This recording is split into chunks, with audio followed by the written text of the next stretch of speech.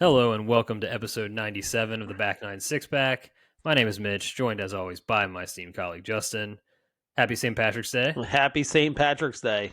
It's one of my favorite holidays. We went out and hung out. Oh gosh, look at you in the Guinness.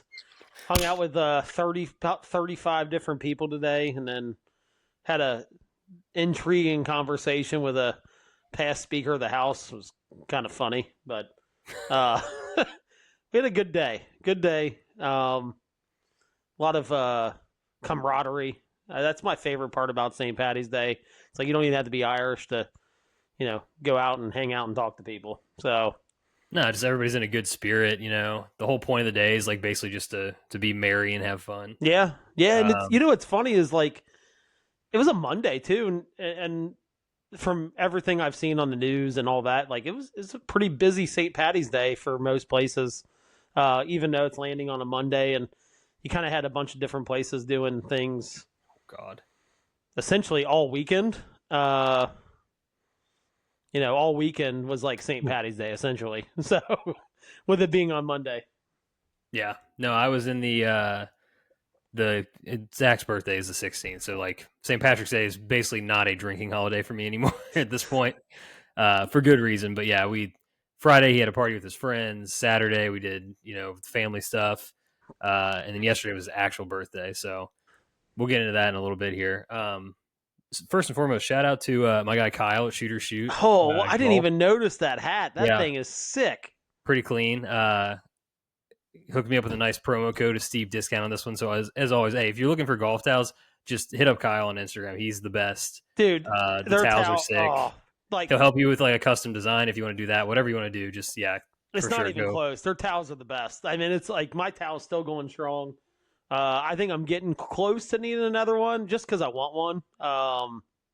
But his towels are fantastic, and he's done them for pros and all kinds of stuff. So, yeah, look him up on Instagram. It's definitely worth. He did one for Nick Saban not that long ago, which is kind of sick. But yeah, had all the national championship trophies and stuff on it. Yeah. But yeah, I mentioned the hat because for those of you not watching on YouTube, which you should be doing, but if you're not, it's green. So there you go. There's my green for St. Patrick's Day. I don't. Well, I got green on the back of my hat, but I had to wear. It's March Madness. I had to represent in this episode. We got to look.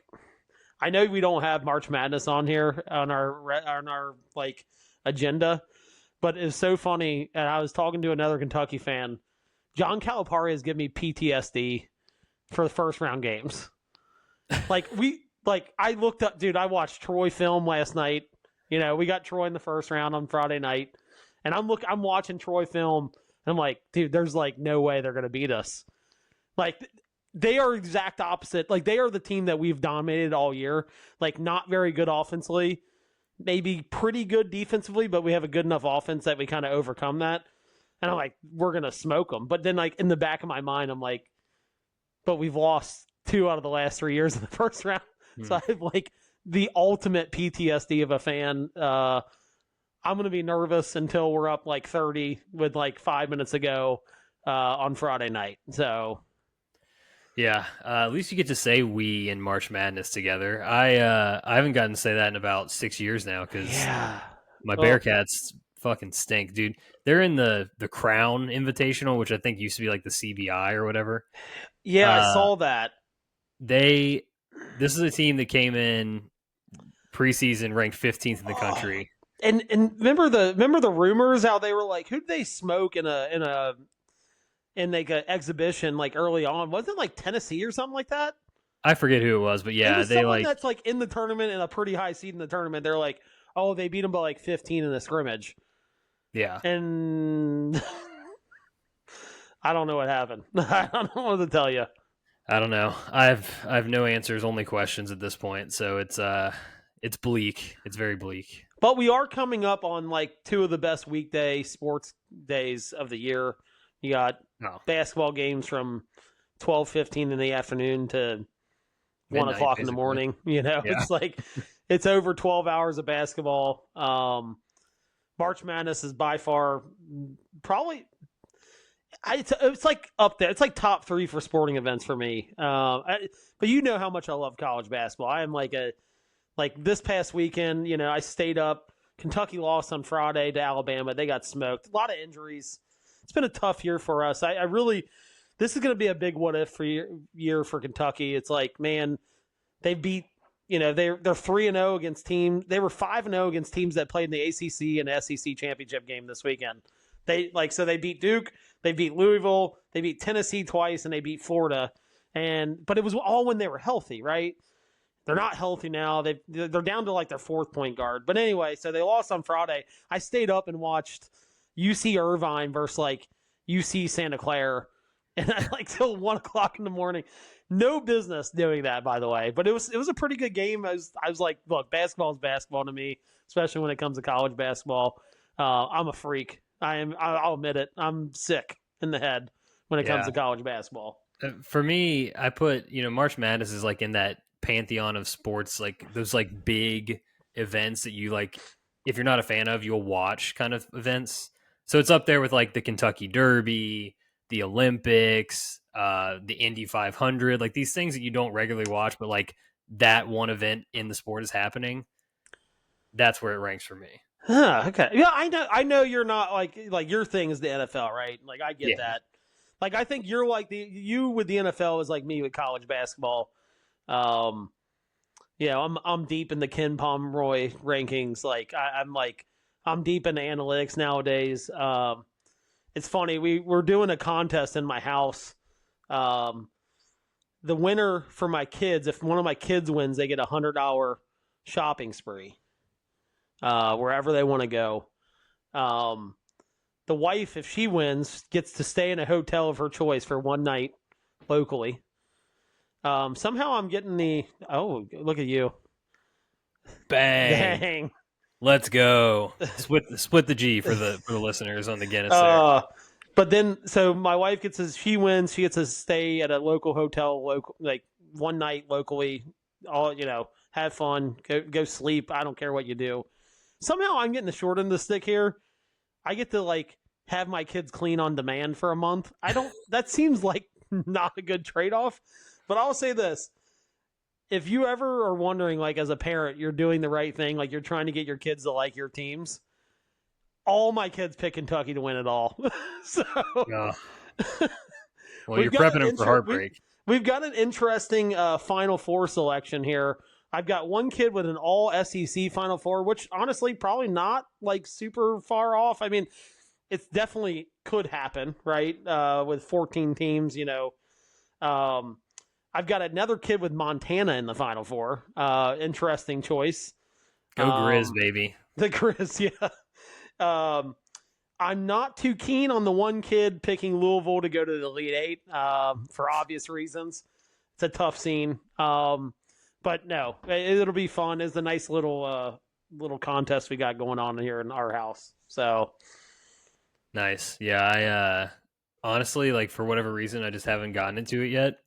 I haven't even looked at a bracket. Like this is the latest I've ever gone without looking at the bracket. Wow, man, I'm already like future bets.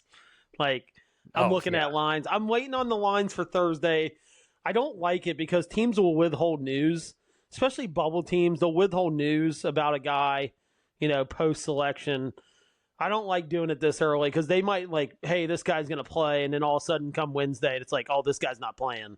Yeah. So I like to wait to make those bets until like Thursday morning because that's when you get the freshest news. Like they're already in the tournament. They're not, whatever. So I wait to make my bets until Thursday morning for like the game, the actual game lines and things like that. So. No, for sure. Yeah, unless you see something that just like feels egregious. Yeah, no reason to go early on college basketball. Exactly. All right. Well, if you were here and you're listening, thank you. Please smash the like button if you're watching. Subscribe, rate, and review the show wherever you get your podcasts, and obviously on YouTube as well. Follow us on social media at Back96Pack, and we'll definitely get to some fan mail later. A lot of takes being thrown around, maybe some personal attacks even. I've taken some serious bullets, by the way. Yeah, we can get I think there's offline and online fan mail that's occurred, so we'll get to that later. But if you want to send us some official fan mail, that's always down in the show description. Just click that link. and shoot us a text. Just wanted to shout out real quick. We recorded and put out our best fictional sports character bracket. The breakdown video was absolute blast. Like it, Dude. I think you and I were texting, and it was like, this is the dumbest thing we've ever done, but it was also like one of the most fun things we've ever done. It was so like, I felt very accomplished after we got done. Like it was so much fun. Like just throwing out takes, and for us, like it was cool. Like it was like a lot of nostalgia. We're talking about. Yeah. I told you I listened to it twice already. Just like listening back, and the talks of like the PF Flyers from Benny the Jet. Like it was just like a lot of nostalgia, and it kind of made me want to watch some of these movies again. Movies that I haven't seen in a while. I've pretty much seen. I think I've seen every movie that was in the bracket, but some of them I haven't seen in quite some time. So I'm ready to watch some of those movies again. Yeah, honestly, it was just so much fun just to like talk through it all. I mean, obviously, we went through this big process to even put together that. Yeah. Whatever. It felt official to us. Who cares? But it was so cool to see everybody's like differences, just like their personal influences and biases in it. We had such different Final Four. You and I actually shook out pretty similarly at the end of the day. Yeah. Which is kind of interesting. But Nick and Gunther had their own Just spins off on the it. wall. And yeah, there was a lot of moments where I was like, man, I just did not, frankly, see that upset coming through, and you guys like stunned me. So it was fun. I mean, just a total blast. So please, I'd do it again. Like we're gonna do another bracket next year. I don't know what we're gonna do, but we'll do another bracket next year. It won't be fictional. Something more controversial than fictional sports characters. I don't know what we can do, but we'll have to think about it. We'll figure it out. But yeah, if you've not watched or listened to that episode, please go check it out. And back9sixpack.com, that is with the number 9, 6 is spelled out. If you want to download the bracket, print it off, fill it out. I think that's the only real way to have some takes on it. You got to like actually feel the bracket. You don't know. You got to sit with it, Yeah, like that's the thing is like, I ranked them a certain way, and then you start getting into the matchups and the nitty gritty. I'm like, man, I kind of like this guy better, even though I know I ranked this guy higher. But there was a lot of instances where I was like, man, if this guy had a different matchup, like he would make it further. You know what I mean? So. Oh man, yeah, that I totally get it. So go ahead, print those off. Let us know about that. I think I'm gonna get you guys to send me pictures of your bracket so we can all post. I'll post them on our social media stuff. For sure. All right. Before we get to some pro golf stuff, real quick check in on our own personal golf games. It is officially posting season. GCGA's open posting season in Ohio. I was thinking about this earlier. This is probably going to be the latest in the year in a long time before my first round, and almost definitely the longest layoff I've had between rounds. Well, the winter we had was just tough. I mean, so the official count was 62 days of snow cover. I mean, yeah. Look, dude, that's a full 2+ months because February is 28 days. So we went full 2+ months with snow cover, dating back to like November or something like that. So. Yeah, it was a tough winter to even sniff real grass. It just was what it is. Yeah, I mean, between that and the appendicitis, I was really, really not setting up well for me to get out. And frankly, it happened at a good time. It was like you weren't playing golf anyway. So no, but I will say, so segue here. Took Zach to go get some new golf clubs. He had woefully outgrown the previous set we had for him. So I took him out to Meadowlinks, my old stomping ground. I used to work there for like 10 years throughout college and high school. My guy Matt hooked us up with some clubs, got him out on the range. So Dad had hit some balls too, of course. The swing is hot garbage right now. And all of the feels that I thought I'd been feeling, and the swing, like the speed gains, all that, really felt like they were just like minimally there, if at all. Turns out when you miss a month with this appendix situation, not great. Things don't hold up very well. So yeah, long story short, just really need to get back into the speed training here. Some of the drives I hit, like truly like just nasty, like skanky, like gross, like ugh, I can't even describe how bad. Ugh. So yeah, there's a lot of work to do there. Is basically what the moral of the story is. But absolute blast to get Zach into some clubs. He's so excited about. Like I don't know if I've seen this kid smile any bigger than that. Taking him up I there. saw the video. He looked very excited. Yeah, I took a picture. Took a picture of him and went with the clubs in the range and all that. And yeah, he's just excited to have clubs that fit him again. He's got the flu now. It's running through us. We're struggling over here in general. But he came down when I was working today and was down on our putting green in the basement. Hell yeah! Putter. So I was like, this is good. He went out back too and hit balls today. But then he passed out. He like fell asleep. Yeah, he's like, I'm done. Yeah, but he's excited about it, which has me really excited. No one's gonna outwork him. Nobody. No, he's if anything, he's gonna be like his dad. He'll be a grinder. Absolute grinder. Yeah, tough. Yeah, at least he got to the range. That's the first step. Is like you got to get out there and start. You got to get the feel of the golf club again. I say this, and I'm not trying to sound like haughty toddy or whatever, but I think the hardest part this time of year is like club face control. You know what I mean? Like I feel like in July, like I know where my club face is. I know if it's closed. I know if it's a little open. Like this time of year, it just feels like a door with like missing hinges. It's like it feels like it's just swinging with like no control. At least the last couple of times I played golf, that's what it feels like. It just comes with time. I mean, it really does. And you just got to get out there and hit as many balls as you can, play as much as you can, and it'll eventually come back. Yeah, that's for sure what I was feeling. It was you take it back, you get back there, and you're like, okay, well, I think it's open. Let me try to shut it. And then you absolute piss missile left, just no feel once you get to the top of where your club face is. It's funny, like 2 weekends ago, I did 3 hours in like a simulator or whatever. And you cannot believe, and again, I'm working out 6 days a week, 5 days a week, 5 days a week guaranteed, 6 days a week, most, some weeks. Like the golf muscles, they disappear, and I'm doing a lot of core work, a lot of stuff that like golf, quote unquote, like workout people do. And there's nothing you can simulate that simulates swinging a golf club, 100 times or anything like that, other than swinging a golf club 100 times.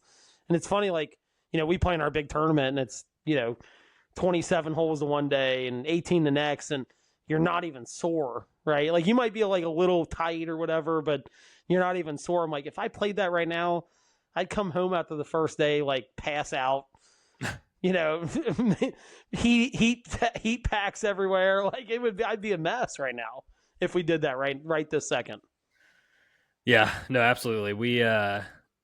It was just like, I texted Nick this morning. I was like, dude, I'm golf sore. Just my forearms to my wrists, everything right in that area is just from the impact alone was enough, Yep. Yeah. So yeah, we got some rust to knock off. Let's put it that way. For sure. Oh, all right. Pro golf time. Best thing you saw in golf this week? I guess this could be non-pro golf. Oh God, it's not even close. So the Ontario boys, did you see that on Twitter this weekend? No. I totally missed this. So it was three college guys from Ontario, Canada. Somehow they came across tickets. They left their house Saturday, afternoon, and drove 20 hours through the night. Got down to Sawgrass. Went on Sunday.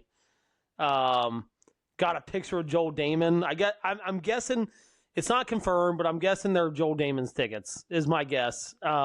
Gotcha. Joel Damon gave him $100 for beers when he met up with him, on the first or second hole or whatever it was. I think that's the coolest story. It takes me back to not having any responsibility. You're like, fuck it, we're driving 20 hours to a golf tournament and you just leave.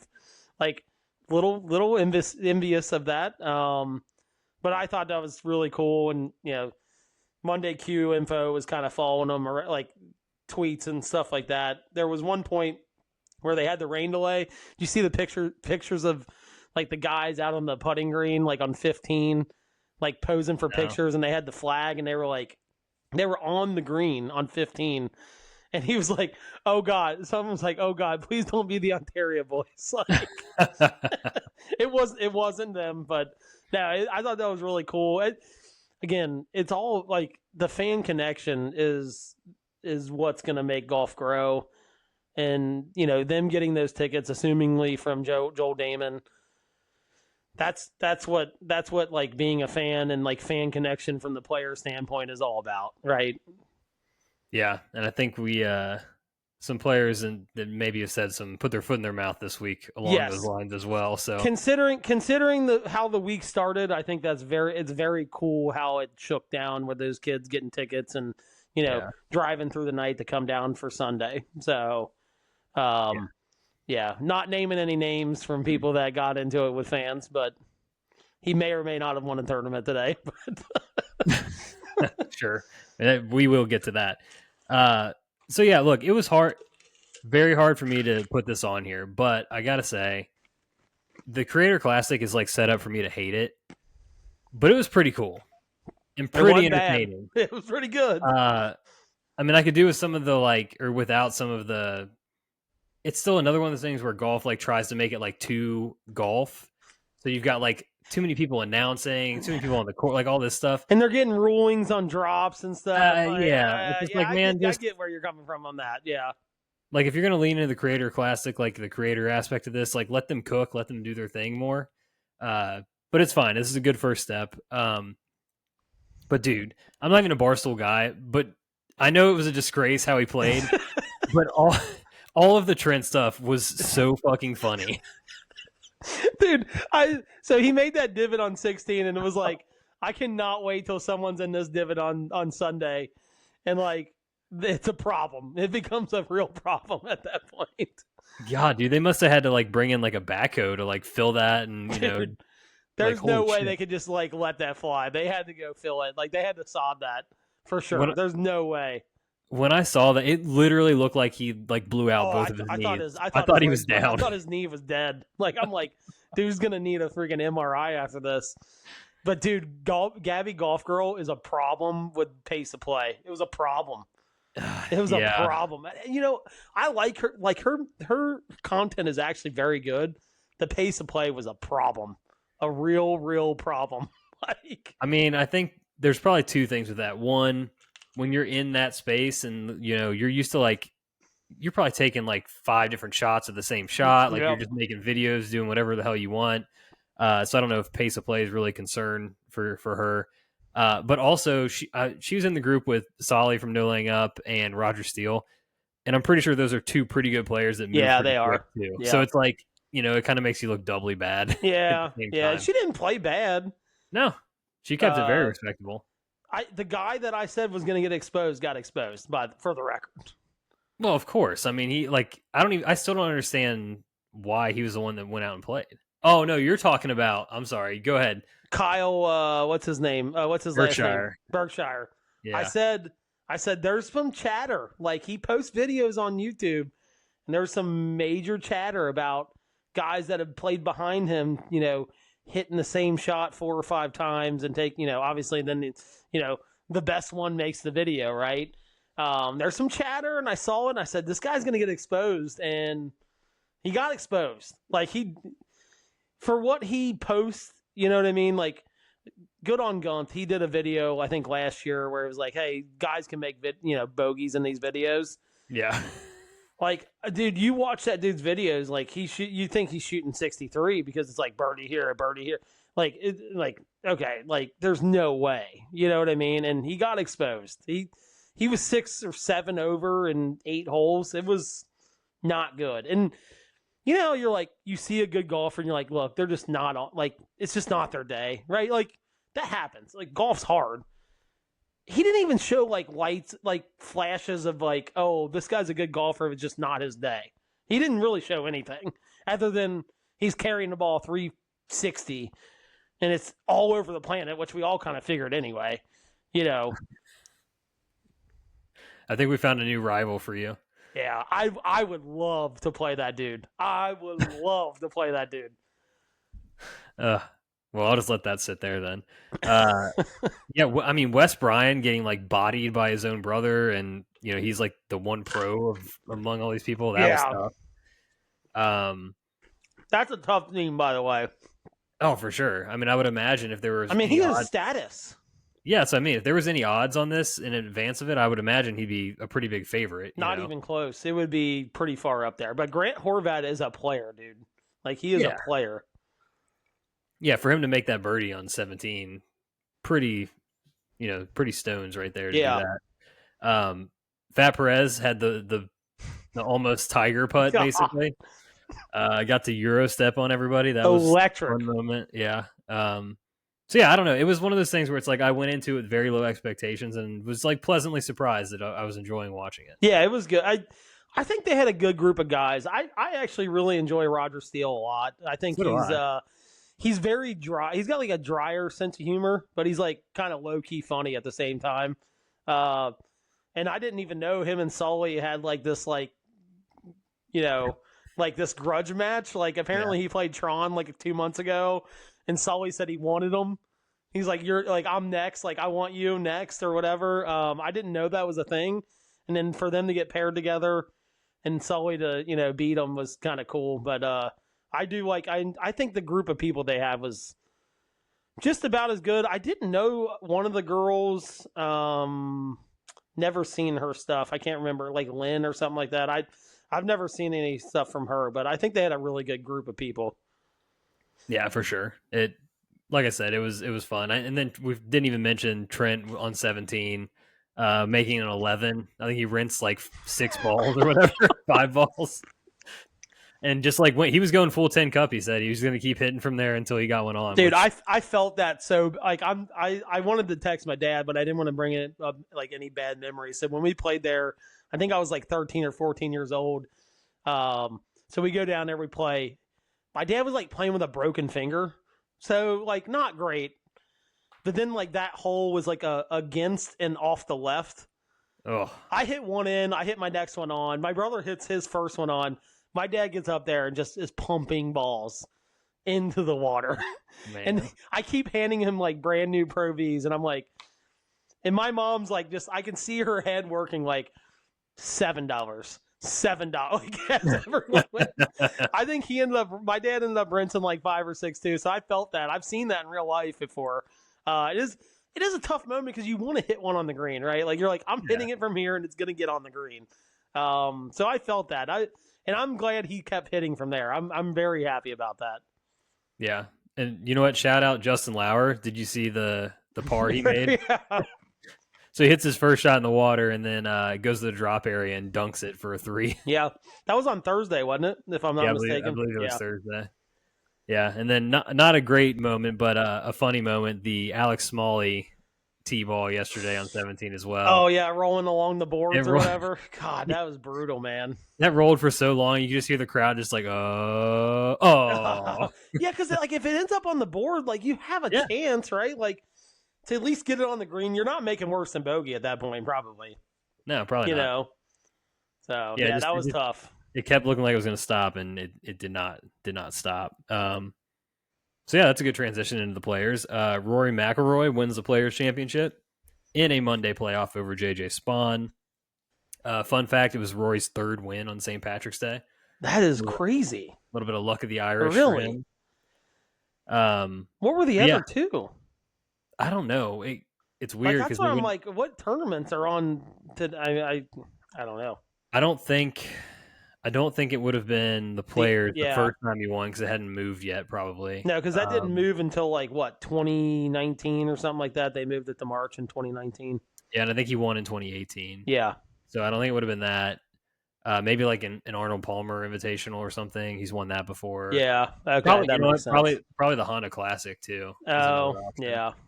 One of those, probably one of the Florida events. It's a crazy stat, though. I saw that today, and I'm like what other tournaments did he win? Because it's like, I don't know. You just don't think about that. At least I don't think about that stuff anymore. Right.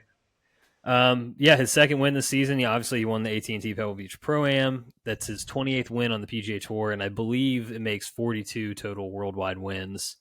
So yeah, stacking up quite the resume. As obviously, he's been around for what, 15 years, it seems like at this point. doing it at this level for a long time. I will say I did see quite a few tweets, just kind of like soaking in some of the stats and stuff from people. Kyle Porter posted on X Rory's last 25 worldwide starts. He has 5 wins, 3 runner-ups, 14 top 5s, 22 top 25s, and only 1 missed cut. Damn. So like a lot of the headlines go to Scotty, and rightfully so with the year he had last year. But like, I think Rory's been Xander did pick up 2 majors in this time, but I think Rory's been a pretty clear number 2 in this mix for a while. Probably. It was considering the struggles of some of the guys behind him, like your Colin Morikawas, and maybe outside of Xander's probably 3 behind them just because he won 2 majors last year. But I would say he's comfortably number 2 behind Scotty if you talk about how they've played in like the last 24 months. Yeah. And then he kind of but gave a lot of credit to him feeling like he's become a more complete golfer in the last year, specifically citing a lot of he's been really working on a lot of like 3/4 shots, half shots, flighted shots, like things that he just, never really put in play routinely over his career. I will say his wedge play has gotten a lot better compared to like 3 years ago. He was driving the ball like off the charts good and just could not hit a wedge to save his life. I was texting Nick a little bit yesterday because I had a little wager on Rory to win, so I'm happy that came through. But when he got to 17 yesterday afternoon, I was like, dude, he's spinning this into the water, isn't he? To his credit, Nick was like, "No, we're good." But like in the past, honestly, he would just hit these towering, low iron and wedge shots, and they'd have way too much spin. These full shots, and they come spin ricocheting back off. And he's got that he hit it today too. He had a punch 9 to the middle of the green on 17, and that's just and it just sat there. It didn't spin back. It didn't take a big hop. Like he just seems much more in control of the golf ball with irons and wedges in his hand than he has previously. Oh, for sure. And I'm really trying not to fall for the pre-Masters hype here, but so I saw Jamie. Do you follow Jamie Kennedy? Yeah, I do. Yep. Did you see his tweet about his wins by month? I did not. I've seen a lot from him, but not that. So 2 in January, 3 in February, 4 in March, 0 in April. 7 in May, 3 in June, 2 in July, 5 in August, 4 in September, 3 in October, 5 in November, and 2 in December.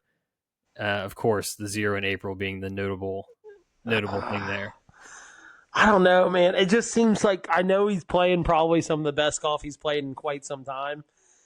It's the mental hurdle of Augusta that I just don't know. I just don't know if he's stealing phones from college golfers. Like, there's still some mental stuff going on there. Just because he won this week doesn't make his mental game that much better. You know what I mean? No, I do know what you mean. I think the one thing that could be working in his favor is just that a lot of the other competition around him is kind of not playing well, right? Like the best players are not playing great right now. Yeah, I mean, you've got like the live contingent where it's like a crapshoot. Who knows what those guys are really up to. Joaquin Neiman winning this weekend there. Yeah. Best player in the world, though, right? I mean, like he is like if we were to rank golfers, like he's probably top 30. You know what I mean? Like, and he was when he left, right? Like he was top 15 or something like that. But yeah, number 1, I doubt that. Yeah, I'm gonna say no on that. It's gonna be this way until it isn't. But he still has 0 career top 10s in majors. So yeah, that's a tough for the number 1 golfer in the world to have 0 top 10s in majors. Right. But anyway, like the fact that Scotty had this the hand injury and just hasn't quite seemed right. Xander dealt with a rib, and he shot 77-81 this weekend. Wyndham withdrew. Ludwig missed the cut. Victor is lost. Like, there's just this is about a clear runway as Rory's going to have coming into the Masters in this era. And it kind of feels like it's been shit or get off the pot for 15 years, but this is a pretty good opportunity. Does this not feel like when Brooks is just going to jump out of the woods and snatch one from? I mean, it's like. You want to talk like he's a bully, dude. Like he is, and that would honestly, just thinking about it, I'm like, this is one that Brooks is like. Everybody's playing bad. Rory sees the runway. and just Brooks jumps out of the woods and snatches it right out of his hands. I mean, I could easily see that happening. I mean, I think Brooks just came in second in Singapore or wherever they were. Yeah, So, except did you see the video of him like skanking an iron? He's like, you need to go back to Corn Ferry. Yeah. But, that's holding himself to a high standard, I suppose, there. Yeah. But, yeah, I mean, that's, again, I just feel like that the sea is parting for Rory to walk through. I'll tell you this. I think we say this every year, but if there's a year that it's like, this is the year, this might be actually the year that he's like, okay, if it doesn't happen now, when, kind of deal. Yeah, absolutely.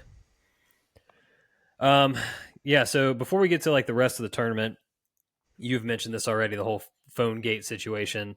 A couple other things this week too. So kind of starts off the week with like an assault on the creators in YouTube golf. Yeah, I don't have the exact quote in front of me, but to paraphrase, he basically was like, yeah, it's not for me. Like, I want to watch competitive golf and the best players playing. And he made the comment that he's not of that generation. I was like, what the fuck, dude? You're the same age as us. I know. I'm like, 35. 35 years old. Like, and I like it. So I'm like, yeah, dude, so after his like round today, is like, guy's aged, man. Like, he's got a lot of gray hair. Yeah. But I keep reminding myself, like, he's my age. Like, he's 35 years old. He is of that generation. That is literally the generation that they're aiming for with all these creators. It's like that 22 to 40 age group that they're trying to pull in as new fans. So it's a wild take. I mean, just absolutely wild. It also seems really dumb when he literally is part owner of a screen golf league. Like, that's like creator, like it's like, like it's more for like content than it is actual golf. Yeah. Yeah. 100%. So yeah, that was just like kind of like an initial like, okay, well, I mean, whatever. But then the phone thing happens, right? During the practice round. Apparently this kid who we later find out is a golfer at Texas. Who had just won like that previous week, by the way. Yeah, he just won. And he, shouts something stupid about like, oh, gonna choke again, like the 2011 Masters, which not that sick of a burn considering that was 15 years ago and that kid was probably 4 years old. Yeah. At best, he was 5. Like, at best. So Rory walks up to him and is like, hey, let me see your phone, and then just grabs it and walks away. And that's kind of like the only context you get from any of this, because that's all you could see in the videos that kind of went around. But yeah, so later he's, after the fact, after the first round, actually, he shoots 67. And he's in the media tent, and somebody asked him, like, hey, do you want to, like, explain what went on there? Like, what happened with the phone and the kid? And he's like, no. And then someone else asks, and he basically is like, they were like, why can't we ask you about this? And he's like, because I don't want you to. And it just, like, everything about it was just, like, super cringe and super not what you need to do for PR purposes stuff. And I just don't really, like, I don't understand where it's coming from. Yeah, I will say this. Like, I mean, I remember when I was 20 years old. Heck, last year I was yelling "Scam Young" at Cam Young at Valhalla. Like, and I was 34 at the time. You know what I mean? So, it's crazy because every other sport, right? Like, there's heckling. Like, there's always going to be that guy. You know what I mean? Golf's no different. Like, as long as you don't do another backswing, like, that's where I kind of draw. Like, don't do another backswing. Like, when they're getting ready to hit a shot, don't do it then. You want to do it afterwards, as they're walking down the hole. I think that's just kind of part of being a public figure. You know what I mean? And playing a professional sport. And I would say, a lot of professional athletes would agree with that. I really, I think back when we were kids, like, Reggie Miller and Spike Lee going at it, in the gardens. And it's like, he could have like had Spike Lee ejected, right? But he like was just splashing threes and yelling at Spike Lee the entire time, right? So I don't know. Rory is he's not doing himself any favors. I can tell you that. And I think that's really what it boils down to. It's all about grow the game, and we want to be, more personal with fans. And then you're making comments about the creators, the content creators, and then you're taking a kid's phone, like, because he heckled you. Like, I get if you want to go over there and, like, talk to him, like, hey, come on, man. Like, what do we Yeah. like? Can we chill it out a little bit? Like, I get it. Okay, I'm a pub, but like, he took his like that's the most immature thing I think I've ever seen in my entire life. Yeah, I mean, took his phone and had him, kicked out of the event too. That's kind of a bummer. But yeah, it's like there was. I think he did an interview with Kyle Porter. I don't even know if this might have been a year ago. This might have been this. I can't remember. But there was a comment in there in one of the the quotes where he had mentioned like basically like, hey, like the media, us, like we're all in this together, like talking golf, big picture, and like wanting all the the boats to row in the same direction and be positive and all this stuff. And it's like, dude, you're out here taking kids' phones. You won't answer questions about it after the fact. Like, but you want the media to like, gloss you or glaze you, whatever the kids say today. I don't know. It just all feels. Well, I think he didn't do him any sense. Like, if he comes out and goes, "Here's what the kid was yelling. It pissed me off. Yeah, I probably shouldn't have taken his phone, but I did." I don't think I think people would have had less of a problem with it. I really do. Like, hey, I overreacted. I was pissed off. This kid's yelling at me. Like, I don't think anybody would have seen any. Like, they've probably been like, well, still stupid you took his phone, but I get it. You know what I mean? Right. We all overreact sometimes. But to just, 100%. Like, brush it off and, like, oh, it didn't even, like, almost act like it didn't even happen is wild. Well, and I had 2 separate people text me this weekend, like, during the round yesterday, just saying, like, fuck Rory. Yeah.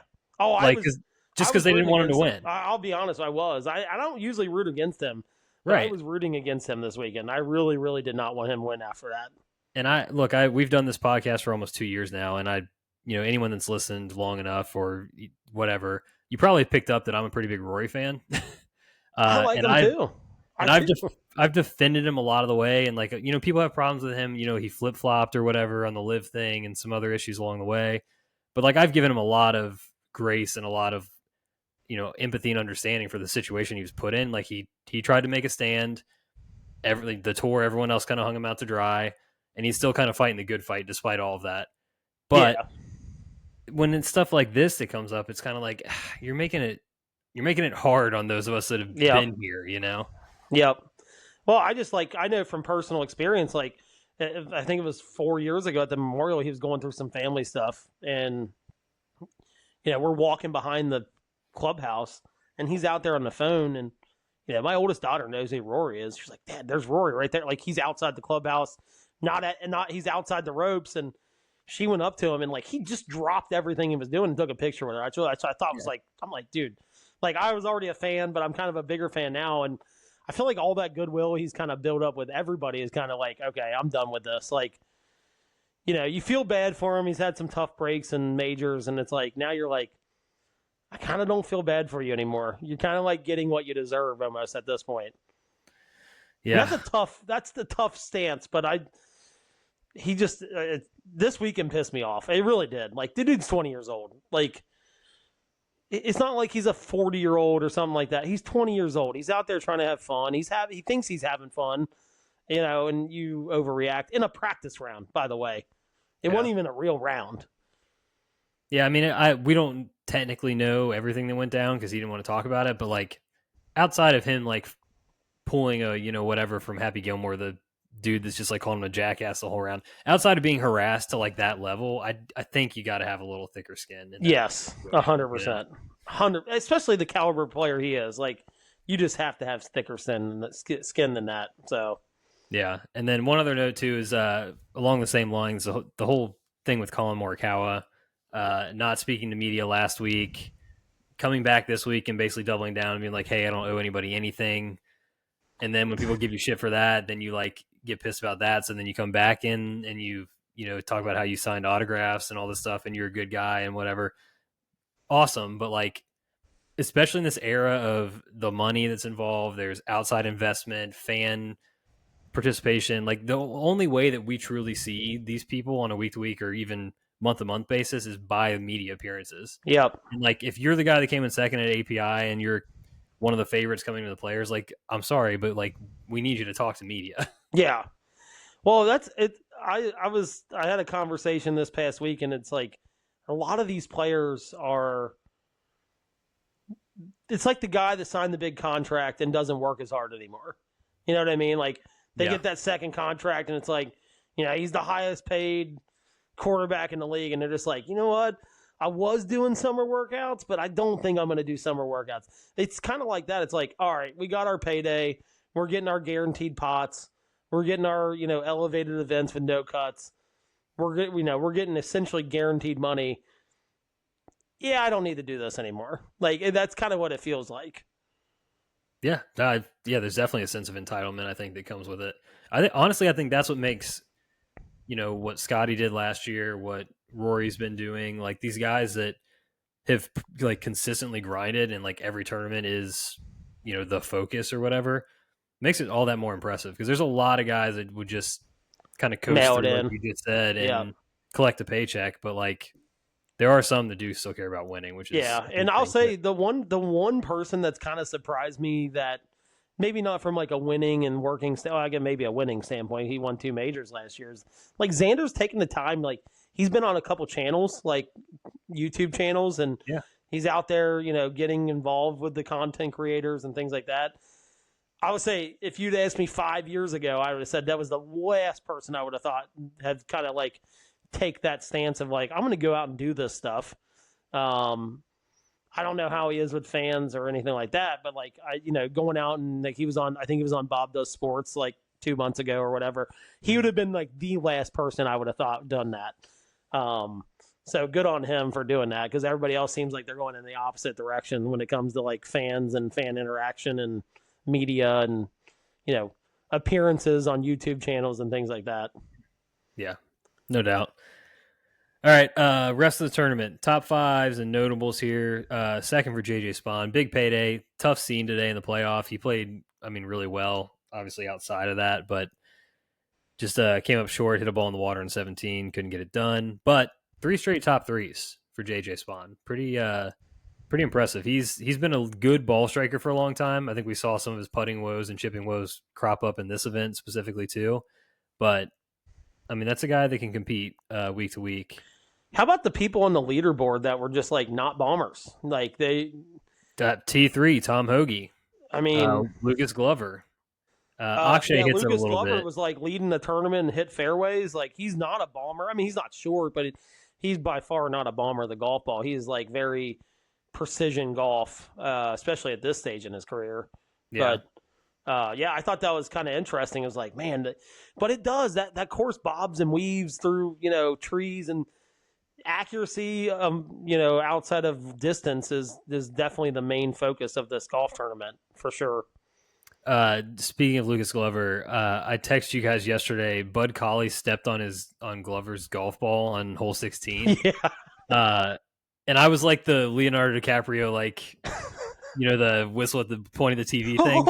Yeah, because a couple years ago in the Stampede, that happened to me where I was. It was the year that we won. And I was chipping, and someone stepped on my ball in the rough. And just, I had a perfect lie too before that. So it was, I know you get to place it, but still, it's like not the same. No, it's not the same. It's never the same. This guy stepped on it and totally embedded it. So yeah, that was dude. What a blast from the past, Bud Colley. Like I remember him getting his tour card in like PGA fall season. God, it's probably 10 years ago at this point. Came out of Alabama, played the fall series. Plays well enough to get his card and disappears, and now he's back with a T6 this week. That's crazy. Yeah, for those that don't know, he was hit by a car in Columbus. Did not know that, actually. Yeah, okay. I think it was either right before or right after the Memorial a few years ago. Damn. Yeah, got hit by a car and was pretty hurt, obviously, from that. So this is the comeback tour, a huge bucket of points and stuff that I'm sure he needs for status. I'm sure his card. So. Yeah, he got a T6 out of it. Just to be honest, sustainability of his game was not there this week. It was a lot of chipping and putting. Yeah, and that's it's kind of always been his game. But yeah, I understand what you're saying. Yeah, yeah. So that's like a house of cards essentially. It's like, when is this going to crash down? Yeah, sadly for him. A part of the T3 contingent, Akshay Bhatia. Always got to shout out Akshay. Love watching him play. I honestly think he could have won by 3 shots if he knew how to putt for a round and a half on the weekend. I also think he's anchoring, just for what it's worth. We'll have to watch. I'll monitor that. It's close. Getting close. It's very close. Look, I'm not calling the guy a cheater. I'm just saying it looks very close to anchoring. That's tough. We'll have to watch that because we're not about that life here on the Back Nine Six Pack. I will also say about Akshay, doing a little Masters odds perusing this morning. I mean, I'm sure he's moving up the board. Okay, well, DK was hanging a 120 to 1 on him still. Wow. They had his name misspelled, by the way. But I was like, oh damn, that seems really long for Akshay because he played last year and made the cut and played pretty well. Yeah. But FanDuel and Bet365, some other places, like had him at like 50 to 60 to 1. So I just really? out of pure value, I took the 120. Yeah, I mean, you almost kind of have to. I mean, yeah, that's my first Masters bet. You probably moved the line on that, by the way. It's probably 50 to 60 to 1 now that you bet on it. Well, I checked this afternoon; it was at 80. Okay, so you did move the line, you bastard. Yeah, sorry, I should have texted everybody first, but I was like, I had to like triple take. Like I said, they still have his name spelled wrong, even after That's moving awesome. the number. But yeah, that's the first official Masters bet. So, T10, Colin Morikawa, mentioned him. You know, that's somebody that you and I we debated, do we ride the form, take him in this week? I know. We didn't go that route. Would have been nice. Scotty T20 just never really had it. Didn't really getting really pissed off at his own putting, which is not a good great sign. I think we need to switch putters again. Like it's rode its path. Like let's just let it go. Get a new putter in his hands. I just don't. Phantom. I said he should have gone to the Phantom last year when he was struggling. So, I do not understand the claw thing. Why are we doing the claw? That's a great question because he wasn't doing it last year and he was putting just fine with that putter. So So I don't know what's gonna. It feels like a change. Like I get it because like I've never gone to the claw, but like I switched from interlock, double overlap. I've done some like crazier like interlocks. So like I get it. Like when you're not putting well, you're like, all right, let's try something a little different. Yeah. But like going from that to like the claw seems like a drastic step when last year he wasn't even really putting that bad at the end. So no, I don't know. The claw and other, various things like that to me feels like it makes putting more robotic, and I don't think he needs that. That's my whatever. Yeah, he needs to be an athlete. Just like get out there and like use your talent rather than like manufacture it. Yeah, that's what he does in every other aspect of his game. Yep. And putting, he's like trying to program the putting. I'm just like, no, I don't think that's how we got to do it. Nope. T33 for JT. I only bring this up. His rounds this week: 78, course record tying 62, 73, 73. Oh my God. Would you like to guess which day I bet his over? The 62. It was a tough day for you on Friday. I'm not gonna lie. It was. Yeah, I sent you guys too. I had a matchup parlay, went 0-4. Yeah, just absolutely tough day for you. But yeah, we bounced back the rest of the weekend though, which is good. But yeah, dude, come on. Not only like does he, it was 70.5 coming off of 78. He hit the ball like shit. Oh God, it was so bad. He was so bad on Thursday. It was so bad. And this guy comes out and not just like goes under 70.5. No, he ties the course record and had a chance to shoot 61, honestly. But yeah, he bogeyed 18, didn't he? Yeah, yeah. So that was cool. 59th, Jordan Spieth. Just Thursday was like we might be back because it was the full like an eagle in there. Yeah. There was 2 eagles. I think he made 2 pars through like the first 12 holes. He was like 3 under. Yeah. It was a wild ride, but netted out into 59. I don't know. I kind of want to keep monitoring Spieth. He has my interest peaked. Yeah. I don't think Sawgrass is the course for him. No, I don't think so. No. We just talked about precision. That is not his game. And then DFL among those that made the cut. So he extended his cut streak, but Xander Schauffele, again, 77-81 on the weekend. Yeah. He also had some comments. I think it was after the second round. He was just like, yeah, my game's ass. He was just like, everything sucks. Like, I just stink. Yeah, it was not good on the weekend. Yeah, so I don't know. There's a long way to go for him, I think. He's playing Valspar this week, so, I mean, we'll see what happens. Miscuts, our guy Ludwig, just I have no words. It feels like one and done, we are just, it's not like we're making off-the-wall picks. Like, we're trying to, like, these things make sense. The worst thing is he missed the cut because he hit a shank on 16. It was tough. I was watching that live and I'm just like buried my head into my hands. I'm like, what just happened? Yeah, easiest hole in the course, and he shanks it in the water. Like Is that what he's just happened? trying to lay up, and he just hosels it. And I'm like, oh. And then he hits again, and then he hits his next shot in the water. I'm like, oh my god, what is happening? He hit 2 balls in the water in that hole, by the way. No, well that now I get it. I was out and about, busy doing stuff, but that It hurts. was a That bad. hurts. I was just like, this is our luck right here. Like like okay, if he pars there, he parred 17 and 18. It's like we make the cut if he just pars 16 and you think they took a triple. It's like, damn. Actually, I think he might have birdied 18, but regardless, he takes a triple on 16, trying to lay the ball up. It was just our luck, It was just how it goes. How it's been going. Yeah. So, Jeez. We're gonna have to like run off some of these like turd tournaments to get ourselves back into yeah, it. It's the only way. we start this week. It starts with the Valspar. Yeah, miscut too for Victor Hovland, who remains lost. Max Homa also still lost. And I put Hideki on here just because previous Masters champion. He won at the Century earlier. He's not done a lot since then. So. Yeah, he's not played well. And then Wyndham withdrew. I didn't see a reason for that. I mean, other than he was just playing like shit. Yeah. So I don't know. That's kind of a throwaway one, but yeah. One and done recap. Look, we took Ludwig, miscut, $0. We dropped like 800 places in the standings. Damn. We still have 1.2 million in the bank. Now we have to make a pick for the Valspar. I've done zero research. Anything Keegan or Michael Kim or Death. That's where I'm standing at this week. Keegan, Michael Kim, or Death? God, that sounds like some bleak options. And frankly, I don't even know if I've done the research to see if either of them are in the field. I'm going off. I know Keegan's played well here in the past. Michael Kim is in the field, which I'm kind of intrigued by because he just missed a cut at the Players, and he's been hot. Look, they struggle with Copperhead.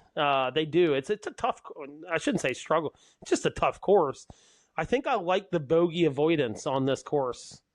Yeah, he's made the cut here the last 2 years, but T45 and T33. This feels like a chance for us to ride his hot streak a little bit. Yeah, I don't hate it. Just to list off some names here, we're not going to burn Xander. Tommy is playing T3 here in 2023, 2022 at T16. Feels like a bogey avoider. Yeah, between the mustard and mayo, but he'll probably except he missed a putt tonight to send LA Golf Club home in the playoffs. He had a chance to extend the match and he lipped it out. So I'm not too happy with him right now. I hate that, man. His non-winning is extending to screen golf. Yeah. Not good. Sepp is playing. He's on a good form. In his last 3, T14, T5, T11. Hasn't played particularly great here, but also he's a totally different player now. Corey Connors in some good form. T16 and a T21 here in his past. Doesn't feel like he'll win, though. That's the problem with Corey Connors. Probably too early to try to call Spieth. Save that one. Yeah. I mean, kind of, I think the Michael Kim play is the way to go. We've been talking about using him for a couple weeks now. Yeah, you think this feels like a fit for him? I wonder if people are going to get off or going to jump back on. That's my See, thing. I think people are going to get off of him, which I think is the best time to hop back on the train. Yeah, let's do it. We got to take a swing. Yeah. Michael Kim, this would be an electric win. I'd be so pumped if he won. And by the way, you want to talk about fan interaction? He is awesome on Twitter or X. He's awesome on there. He might be the GOAT doing it right now. Yeah, he might be. He very well might be. Yeah, let's ride Michael Kim. Back 9 6-pack, one and done pick of the week. These have not been going well, but maybe he can break us out of the funk. That's what we need. I did have a note in here about TGL. It sounds like New York beat LA tonight. Yes, they did. Shocker. Yeah. That's turn all that work for the 1 seed, and we're out in the first round. Just that's tough. It feels like it's going to be. Look, the winner of the Bay Club and Atlanta Drive here is going to be. The worst case scenario is Atlanta versus New York. Just not good. If New York were to go out and win this they're clearly the worst team in this. They by a long shot too, for the record. And nobody wants to see the Big Apple win. They got enough championships. Yeah. So I know that's setting up for my Bay Club tomorrow night. Yep. Yeah, but I think they lost. I think New York won 6-3, if I'm not mistaken. Gotcha. But Tommy missed about a 5-footer to extend the match, win the hole and extend the match, and hard whip out. It was a tough scene. At least he hit the hole. Tommy with a lot of those, he just straight misses. Yeah, just like we're not even gonna get it close. Yeah, no, he whipped out, but there's always next year for my Los Angeles Golf Club. Yeah, that's all we can hang our hats on. All right, fan mail time. First and foremost, I got to get this one out there. So a couple weeks, totally forgot to follow up about this. A couple weeks ago, we were talking about the Seminole Pro member, and I mentioned that our buddy Trevor had a almost a chance to play there, and I couldn't remember what the story was. Well, he texted me shortly after that, and I totally forgot to bring it up last episode. So his Seminole connection was Jim Stahl, who I guess one of his exes worked for him as a nurse. Trevor said he beat Jack Nicklaus in the state championship back in the day. That's sick. And I've got a story about that too. He's a member there, and he owns CBT down here on Ridge Avenue. Oh, okay. In Cincinnati. He's also the tournament chairman of the Jones Cup in Sea Island, which is a big amateur tournament. Yeah, I'm familiar. JT, Corey Connors, some of those names have won that tournament. Anyway, so his brother was playing baseball in Florida at the time. And so he was taking him to his spring training. And this guy, Jim, FaceTimes him and was like, hey, do you want to, while you're down here, you want to come play Seminole? And the one day that Trevor could play happened to also be the day of the pro member, so he couldn't get out. That's awesome. So that was the story there. So Trevor also screenshotted this for me. I don't know, it's from like a news story or something, or maybe Wikipedia, I'm not sure. But quick excerpt from that. It says, Jim would soon finish second in the Greater Cincinnati Juniors, and he won the Cincinnati and Ohio JC Juniors. As a senior at St. Xavier High School, Jim led the Bombers to the state championship, coming from behind to defeat a young Jack Nicklaus and his Upper Arlington Golden Bears. That's sick. Jim qualified for the 1956 U.S. Junior Amateur and had a golf scholarship to Notre Dame, and hoped a golf scholarship to Notre Dame would provide the foundation upon which he could build a professional career. Sadly, after Jim had earned 3 varsity letters playing college golf and was approaching graduation in 1961, his father passed away at 52 years old, and he was the oldest of 7 children. So he went home to return and help care for his mom and his siblings. He worked at a bank, gave his mother his paycheck each month. And he did that until 1965 when he got married and they started a family of their own. That's awesome. What a cool story, dude. But yeah. Crazy that this guy was like a true hitter in high school and college. Flushers only. Yeah. And just wild the connections. That's life pretty cool. So had to get that into the record. So shout out Trevor for sending that info along. And now we're going to get into the hateful fan mail. First and foremost, we got our guy Steiny. I had to look up and figure out who was sending these messages in. I didn't even know who it was. Yeah, Steiny, if you're going to message, you got to leave your name on it for us. But he wrote in initially about the fast food item question that I had, which, look, I get his point here. He said, we missed a very clear answer for the fast food item. Your only option has got to be some good chicken tenders because you can go variety wise, on the sauce side, mix it up a bit. And he mentions he's partial to Arby's tenders, which I was flabbergasted that he mentioned Arby's after you brought up the roast beef sandwich thing. And he said he could be convinced that Raising Cane's is a go-to. I think Cane's is a go-to, but the problem with that, if you're going chicken finger route, Cane's for sure. But if you're trying to mix up sauces, I would never stray from the cane sauce. So oh no, it's so good. Yeah, that's the thing there. So that's fine. Now, where the real hate starts coming. Hold on, let me read mine first. Okay, you go first. I got one. Shout out to Chase. He's a fraternity brother of mine, avid listener. He goes, when thinking of sports movies, nobody in their right mind is thinking of Harry Potter. That's why he shouldn't have been anywhere near this bracket. A lot of Harry Potter hate. Part of that's on me for posting the clip about it, but I'm gonna have that clip till I die. I'll never not laugh at that clip. Look, and then my sister-in-law is burying me in the comments of that clip, saying it was embarrassing that I called it a snitch chaser, not a seeker. So, yeah, you're the one riding for him to be in the field, and you didn't know what position he played, and 2, didn't even know what house he was a member of. I was drawing a blank. I really was. It was like I was in like the heat of the moment. I couldn't remember. So good. And this is the moment where I'll remind everyone this was a very stupid thing that we did just for fun. Please do not take it this seriously, or do take it this seriously. I guess. Yeah, maybe. Maybe. Back to Steiny now. Straight up, he just puts us on blast. No women in the field is sexist. And he said, not sure how you can't include Gina Davis's Dottie Henson character from A League of Their Own. I get it. We've discussed why we did that. It was very closely related to an actual person. It wasn't fictional enough. Correct. And he also mentioned Tom Hanks' character. Same thing. That's based on a very real person. Yes. That was a manager in that league. But then that will bring us to, unless you have more. No, go ahead. Continue. I saw this one today. This is, like I said, the shots are coming from inside the house here.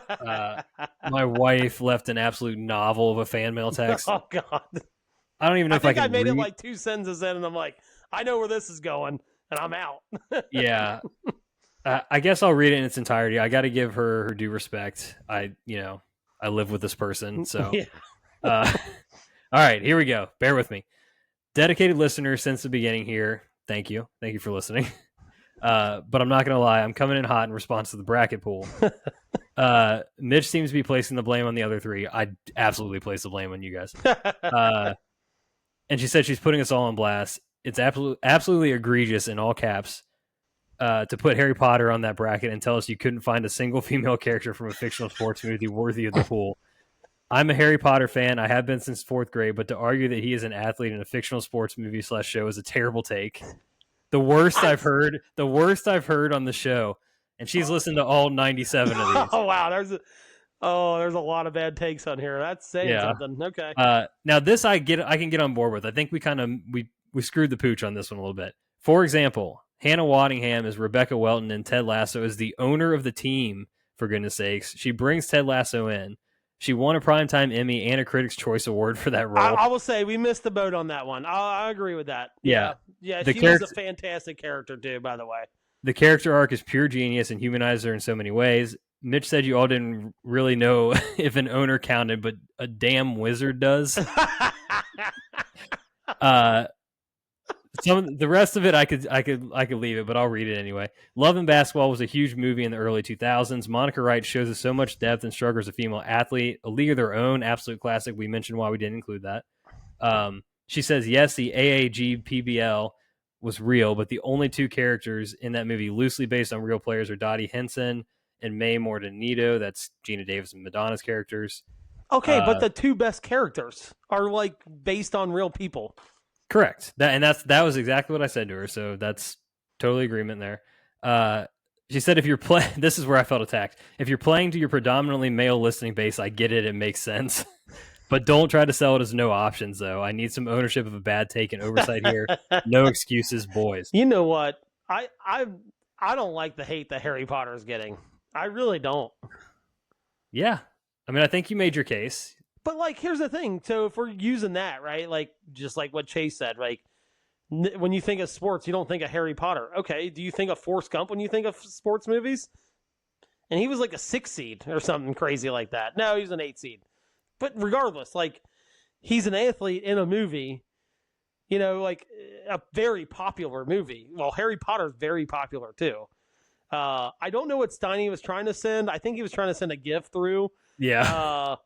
But he did throw some Roy Hobbs hate, I think. And if you want to, I don't know if I think you read his, but I think he threw some Roy Hobbs hate in there, saying that Roy Hobbs could never do what Dottie Henson did. So Roy Hobbs, I'm sorry, he was a champion in someone's bracket. So yeah, absolutely.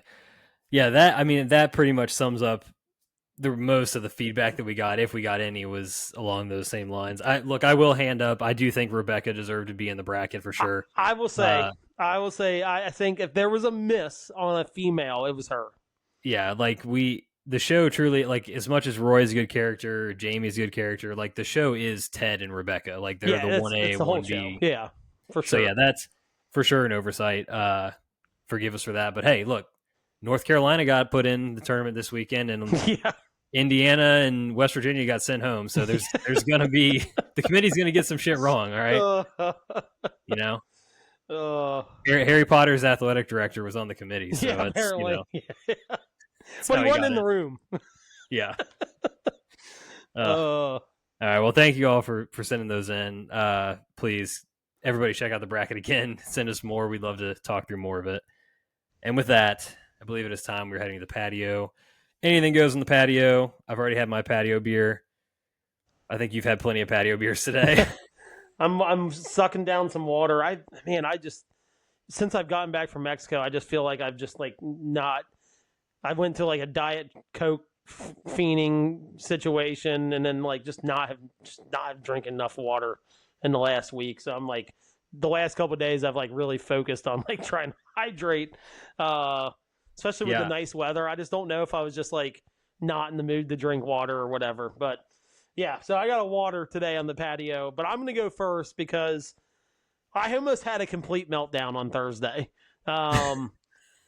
Yeah, I'm watching the Kentucky game. They were up 11 with a minute and 25 seconds to go. They ended up down with 5 seconds ago. A miracle they ended up winning. But it kind of brought up, we've talked some about like letdowns and things like that. But has there been a moment, because that would have been like number one. You're up 11 with a minute and 25. Like that is like nail in the coffin. Like this game's over for the most part. Like as a fan, you're thinking that. Has there been like, and I think I already know probably one of your answers, but like a moment where you're like, your team just completely just fell apart? Just like completely fell apart when, you're like, this is over, and they, just let you down. Where can I start? The list is too long. What do you mean? I can think of one off the top of my head that when I was thinking of this question, I'm like, this is definitely going to be brought up. I think we've done a similar question to this, maybe not phrased that exact way, but it was like heartbreaking moments as a fan, but like this is like cataclysmic, like falling apart when everything seemed like it was settled. Yeah, so this one doesn't necessarily, maybe it does count. If you take it outside of the scope of one game, that Red series in 2012 against the Giants where they were up 2-0, feels cataclysmic. You just got to win one game at home over 3 games, and the way that it all went down, the Scott Rowland error, the game 5 where I was there and Buster Posey just houses a grand slam, like that was horrible, and that was personal because I was in the stadium.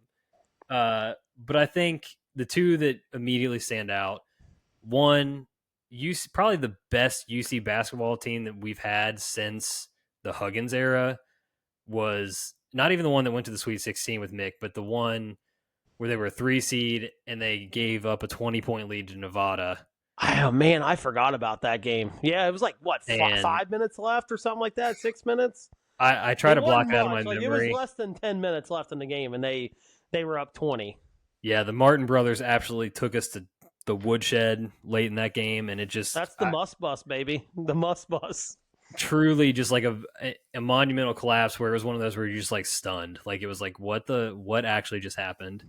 So that one, but then like the most devastating in the moment where like my fandom very much died almost. Like it was like, I don't even know how to describe it. The 2015 playoffs for the Bengals, the game against the Steelers. This is the Jeremy Hill fumble, the Pac-Man Jones and Joey Porter getting That's into the it. One. That's the one I was thinking of. Devontae's perfect beheading of Antonio Brown. Just everything that was like, they had the game won. Like I'm sitting, this is, again, shout out to Trevor. Him and I are sitting next to each other on the couch. We're not even a minute before that. We're jumping up and down. We're hugging each other. We think we've broken a 30-year curse. Like, and it was against the Steelers. It was revenge, retribution, all of it. And then for it to go down the way that it did with the knuckleheads on the field just handing it right back over to the freaking Steelers, I've never felt so deflated as a fan. And like truly, like I didn't come back until they drafted Joe Burrow in 2020. Like it was like it almost killed my love of football. Like that's how devastating that loss was. Yeah, that I thought that's the one that came to my mind when I asked the question. I'm like, this is definitely it. I'm sticking with Kentucky basketball because I mean, obviously, you're talking like it's a perfect moment. I think it's the 3-year anniversary of this game, but Kentucky comes in as a 2 seed, playing St. Peter's on St. Patty's Day, and they're going back and forth, right? But I'm looking at it right now. With 3 minutes left, Kentucky had a 6-point lead. Okay, you're the better team. That is a death sentence for a 15 seed. You're like, oh, they're about to bust this wide open. We're going to start fouling. The game's over. With a minute and 26 seconds left, Doug Eddert hits a 3 to go up 1. Now, it ends up going into overtime. But, I mean, just to me, it's like you're a 2 seed, you're up 6, you're about to put the game away. And 99.9% of the time, the 2 seed is going to put that game away to let some, what do you want to call him? Like, pick-up basketball game guy come down and make a 3, and they take the lead, and the rest is history. They lose in overtime. But that was a cataclysmic letdown. It was so bad. Like, I think in the first half, they went up like 10 at one point. Kentucky was up 10. I'm like, this game's over. And, St. Peter's just kind of like kept clawing back and clawing back and clawing back. And, I'm looking it up now. But, yeah, I think Kentucky went up like 8 or something like that in the first. It's like that's over. Like, most of the time that's over. And that team was very good. There was some weird circumstances surrounding their best player where he didn't want to fly to Indianapolis. He wanted to drive. So the rest of the team flew, and he drove, and then they ended up losing. It was just but the whole situation of like that guy, making a 3 and they take the lead and it ends up going into overtime and they lose. But that was a cataclysmic let. We almost had one on Thursday night though. They were up 11 with like a minute and 30 left, and somehow found themselves down 1 with 5 seconds left. It was close to me just breaking something. I mean, it really was close. But when I asked this question, I figured you were going to bring up the Jeremy Hill fumble. Yeah, I mean, like I said, that's the most devastating one. So I just did a little time researching the UC one just because I couldn't remember the details. They had a 22-point lead in that game, and it's the second biggest comeback in March Madness history. They were up 65-43 with 11:34 remaining.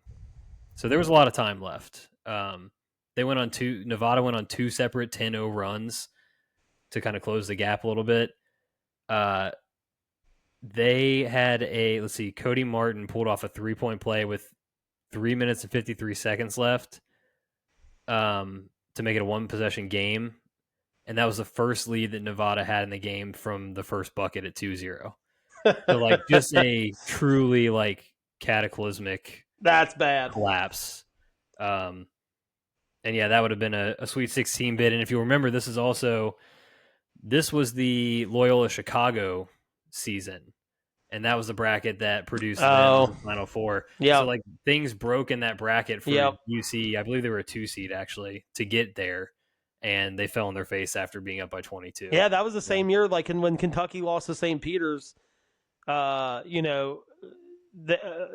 was a ton of upsets in that bracket. It's like, dude, you would have. I think if you went back and looked at it, for them to make the Elite Eight, they would have had to beat St. Peter's. I want to say Morehead State maybe, or no, Murray State. And then they would have had, their toughest game would have been Purdue. If you're looking at seed-wise, it'd have been number 3 Purdue, but they would have had to beat a 3 seed to get to the Elite Eight, essentially. Yeah. And it's it kind of opened up, and you're just looking at it, you're like, wow, you can't beat. Yeah, that's the same. I remember that year, though. That was the Loyola bracket. I do remember that. So that makes it even tougher. You're like, man, if we get past this game, what happens, kind of thing. Exactly. I've been on the opposite side of it, as a fan. I remember 1998 Kentucky versus Duke. Kentucky was down 16 in the Elite Eight. They ended up coming back and winning that game. And they were down 16 in the second half. I think it was under 10 minutes to go, too. They came back and won that. So I've been the benefit of some cool comebacks and things like that. I mean, you talk about Aaron Rodgers against the Cardinals. They end up losing that game, but he throws essentially 2 Hail Marys, one to get to the 50, and then a Hail Mary to score. I think that was a pretty cool situation as far as like on the other side of it as a fan. Yeah, I mean the flip side of that for me would have been the Bengals Super Bowl year, the AFC Championship game against the Chiefs, especially. Yeah, what was being it, down 21-3 at halftime? Yeah, and they got that huge goal line stand there, Yep. where the Chiefs looked like they were going to score again, and then came roaring back. So yeah, that would be the flip side moment. Yeah, for sure. All right, St. Patrick's Day. You sent along in an all-time classic video. Anybody seen the Leprechaun say yeah? I love that video. Is the best. It's truly the best. But got me thinking, like, some of the old, like the OG YouTube, like viral videos. Dude. What are the best ones? What's your favorite one? I mean, if you want to take it to Vine counts too. Dude, I think one of the best Vine videos is "Damn Daniel." Well, yeah, that's back a classic. with the white fans. That one's fucking awesome. I mean, I'll tell you, the Leprechaun one is up there. Oh, it is, yeah, for sure. Could be a crackhead. That one's up there. I mean, Jagerbomb guy, like that one's up there. That was like the OG of YouTube, like skits. You know what I mean? Yeah. Old Greg is up there. Like Old Greg is fantastic, dude. Those were classic YouTube. The chicken sandwich guy, you remember him? The unforgivable guy? Yeah. So good. I looked up a few of these just thinking about it too, and it's like they're like 17, 18 years old. Like they're literally from us like being seniors, junior seniors. Yeah, I was gonna say like they're half our age essentially. Yeah. That was like the time when YouTube kind of like first hit the scene, and it was like viral videos really kind of took off. Yep. Now it's just a dime a dozen, and people kind of manufacture them. But back then, it was like a true like discovery. Yeah. Like, holy shit, what did I uncover? The Grape Lady is a classic one. Oh, yeah, the sound she makes when she falls. Oh my god. That's a classic. Speaking of Harry Potter, the Harry Potter Puppet Pals, the Snape song or whatever it is. That'll get stuck in your head forever. My personal favorite, though, never even played World of Warcraft, but the Leroy Jenkins video. Oh my god, yeah, is so good. An absolute all-timer. Jenkins. Yeah, that's they're like, holy shit, he just went in. Like, all right, go. Yeah. Yeah, I've never played World of Warcraft, but that video is fantastic. Like it's just like Leroy Jenkins. He's giving him like remember like in the beginning he's giving him like a pump up speech, and he's like, and then he runs in. They're like, oh shit, he just went in by himself. Like, and they just get massacred. It's so funny. Yeah, I was funny. I just had a conversation about the Damn Daniel video not that long ago.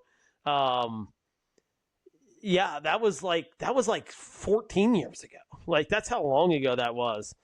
But the damn Daniel, back at it with the white Vans. Like, nowadays that dude would have had like a Vans, sponsorship within 14 hours of making that video and it going viral. Yeah. That stuff didn't happen back then. People just made viral videos because it was funny. Yeah. Or it like wasn't even intended that way. Just like became, just like became the pop culture thing or a meme or whatever. Yeah, old Greg. We used to quote old Greg a lot. See, yeah. The only thing with old Greg is I feel like it might have been like an Adult Swim thing first. I think it might have been too. Yeah, I wouldn't qualify it as a YouTube video, but the Jagerbomb guy, I can't remember his name. That's one for sure. Even if you extend some of the stuff to like E-Bomb's World, some of the other, like, there's I don't remember much about it, but there's one where Will Ferrell, I think it was like him and Adam McKay started E-Bomb's World, like truly, I know comedy geniuses. Yep. And one of the first videos I remember them having on there was like, it was like a drunk like baby landlord talking shit to Will Ferrell. I remember that's that an video. Absolute classic too. And that was like before Will Ferrell was like big too. Yeah, like, exactly. Early on. So yeah, that, and then you throw it back even a little bit further, and like stuff like Homestar Runner. I don't know if you were a Homestar Runner guy, but I don't remember that one. that was its own website, like kind of short cartoon type clips. But yeah, just man, what I'll a tell you time. though, the Leprechaun's up there. Like it's Oh the yeah, it's amateur top three. sketch. The amateur sketch. Like I don't know how those people didn't have their heads buried in the news desk when they came back to them. Like I would have just No. lost. I couldn't. There's no way I'd have kept a straight face in all that. Like I'm gonna get me a back. I'm gonna get that gold. Just searching for the pot of gold. Oh, and the guy with the leprechaun flute and Dude, the sketch of the leprechaun. oh god, it's it's like on yellow. It's on like yellow like work, like the legal paper or something too. Oh god, that's gonna be the thumbnail for this episode. It's gonna be the leprechaun sketch. God, it's so good. I watched that video. I swear to God, I watched it last night 45 times. Yeah, It never after you gets said old. It never does. God, so good. Yeah, I had to take that trip down memory lane. That's Yeah. I miss those days of like the true like Viral videos. and Like not true, just like you're not the fifth person seeing it of your friend group. Like you discovered it and you Yeah. shared it with somebody. Yeah. Oh yeah. Like those Every once in a moments. while you come across a gem. Yeah. And nowadays it's like by the time you see something, it's already become like 10 different versions of it. It's like using Yeah, and there's reels 45 and million views of it. Like, yeah, it's not the same. yeah, so different. And dude, Vine is like so much. I'm not a TikTok person, but Dude, Vine is take TikTok away. Bring back Vine. God, Vine was so good. Oh, so good. It was the best. The best. All right. That'll get us out of here for the evening. Thank you all for listening or watching. Please subscribe, rate, and review the show. Follow us on social media at Back96Back. Smash the like button on the way out while you're at it. And yeah, fan mail description. The link's down there. So do that. Download the bracket too. Got to get in the bracket. Watch that video. I'm telling you. Dumbest thing we've ever done. Maybe the funniest thing we've ever done. It's good. Yeah, enjoy that. And until then, cheers. See ya.